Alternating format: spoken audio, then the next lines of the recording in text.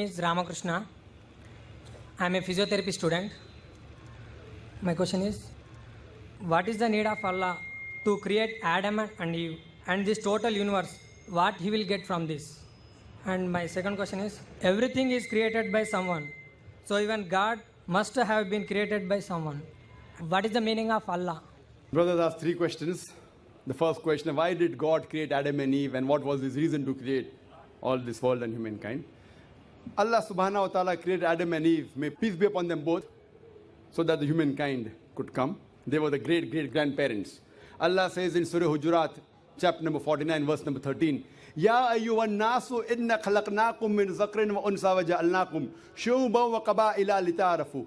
Inna akramakum indallahi atqakum. Inna Allah alimun khabir. O humankind, we have created you from a single pair of male and female and have divided you into nations and tribes so that you may recognize each other, not that you may despise each other. And the most honored in the sight of Almighty God is the person who has taqwa. The criteria to judge any human being, it is not wealth, it's not color, it's not caste, it's not creed, it is taqwa, it is God consciousness, it is righteousness, it is piety. So Adam and Eve, peace be upon them both, they were our great-great-grandparents, of yours also and of mine also, all humankind. Therefore, I call you a brother. We are brothers in humanity. Allah says, Ya you are nas, O humankind. And Allah says in Surah Isra, chapter number 17, verse number 70, وَلَقَدْ كَرَّمْنَا بَنِي آدَمَ. Almighty God has honored all the children of Adam, whether they are born in India, USA, UK, born in a Hindu family, or a Muslim family, or a Christian family. Allah says He has honored all the Bani Adam. If you are a human being, Allah has honored you.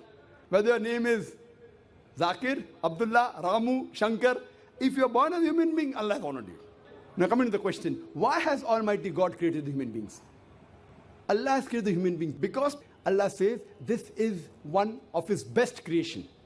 All the other creations of Allah subhanahu wa ta'ala, they obey Him. We have the angels. Whatever Almighty God says, the angels obey Him directly. They have no free will. The human being is the creation of Allah subhanahu wa ta'ala, which has a free will. We can either obey Him or disobey Him.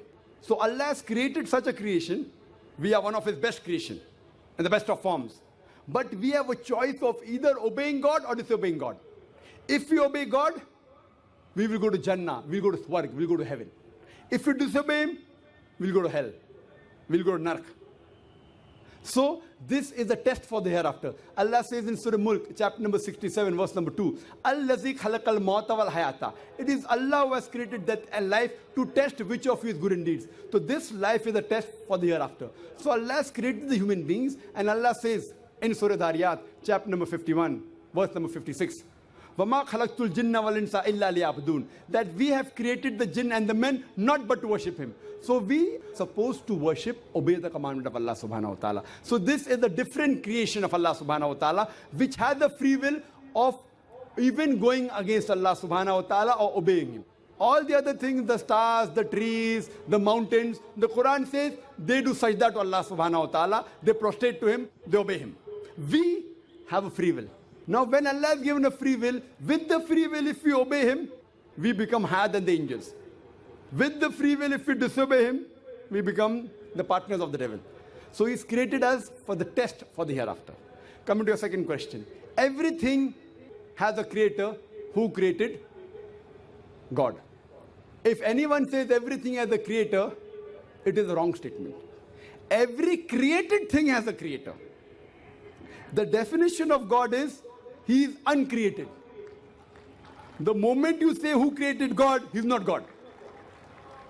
The definition of God is He is uncreated. Suppose a person comes and asks you, that brother, my friend John, he was admitted in the hospital. He gave birth to a child. Can you guess, was it a girl or a boy? Can you guess? Try it out. Guess. Can't guess. Why? Can you on the microphone? Can you guess, was it a girl or a boy? Huh? See, brother John, he was admitted in the hospital. He gave birth to a child. Was it a girl or a boy? Can you guess? A 50% chance. Girl or boy? People are laughing. Why?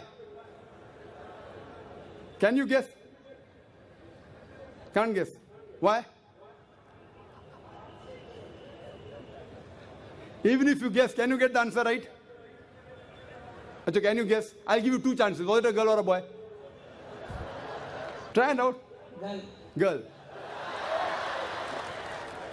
Brother, can a man give birth to a child? Ah, there you made a mistake. Same way you made a mistake by asking who created God.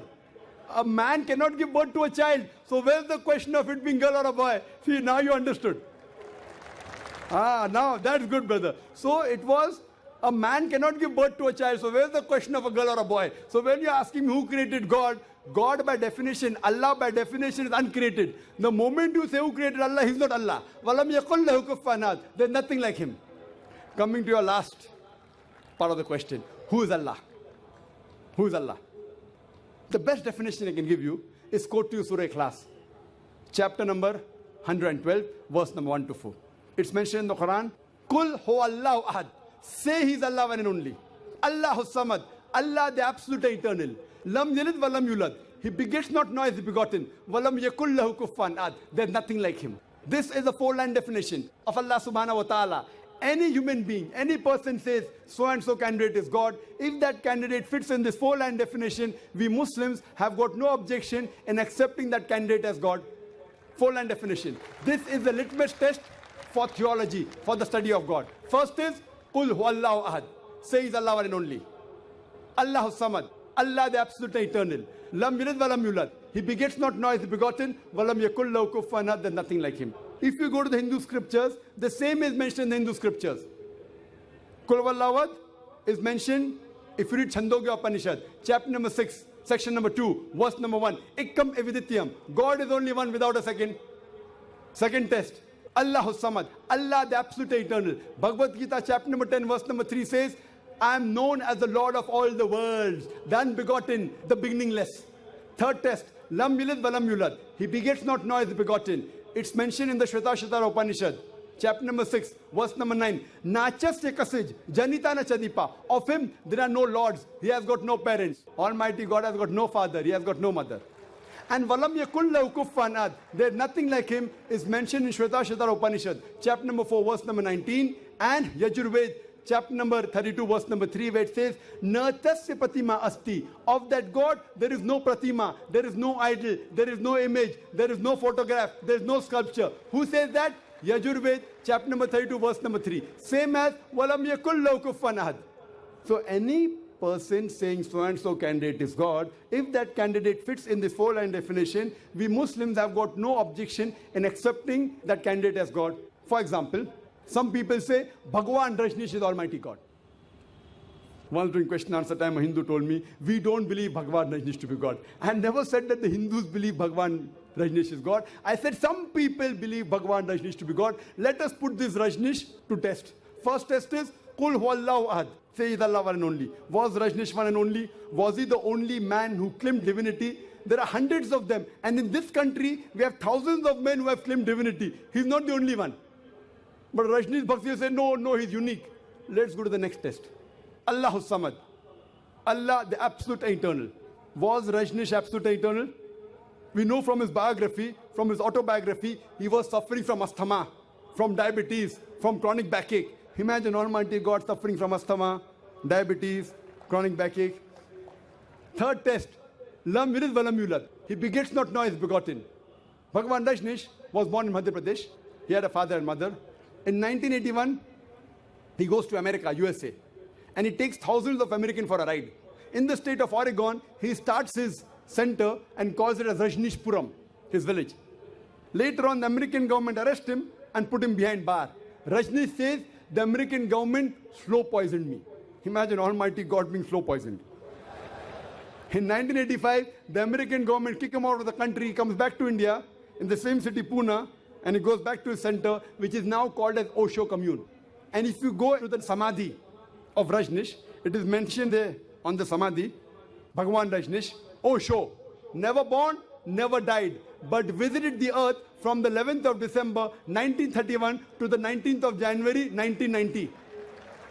Never born, never died, but visited the earth from the 11th of December 1931 to the 19th of January 1990. They forgot to mention in Samadhi, he was not given visas to 21 countries of the world.